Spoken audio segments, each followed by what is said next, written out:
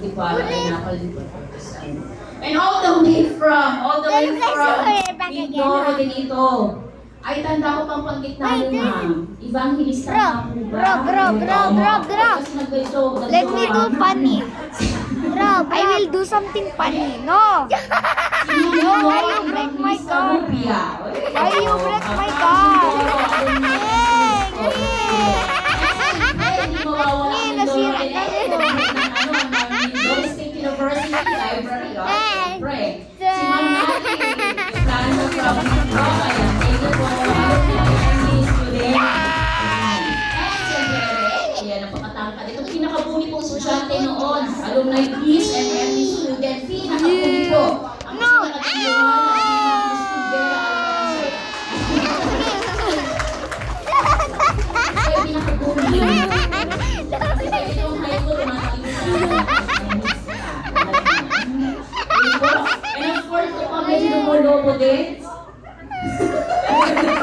Lumolobo din. Wait, I will do something funny. Hindi na lumaki pero palapad. Ayan na itong SA, si Ma'am Raisa Cantara. Ikaw na lang akong gagawin. Huwag mo ako ikulitan ha.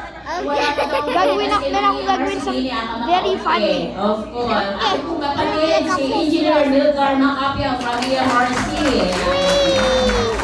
Ay, hindi na ko namamas na diyaan. Tatapos tayo ito. And of course, Dyan.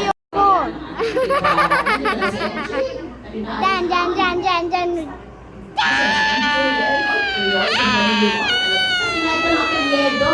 Iba na yung mga apelyedo ang ating alumni Bliss, no? Ang dating SA rin sa ating si MJ.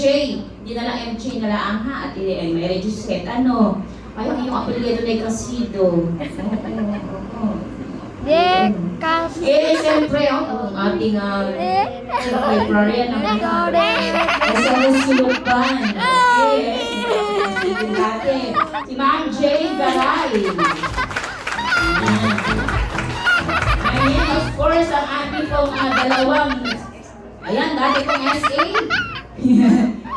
Ang ating pong kabatch, I think, may isa pong kabatch na medyo napakagili para wala si Mr. Philip Oliveros, and of course, his wife, Ma'am Jo Oliveros. Kaya, so, and of course, yung iba po dito, staff na po ng library. So, ipapakilala ko po ba, ang mga staff, kayo po pakilala sa sarili ninyo, Today guys, we are okay, boss, mamaya po siguro ng staff. Pakilala ko na po, ay po po na ako ba dito na? Sige po.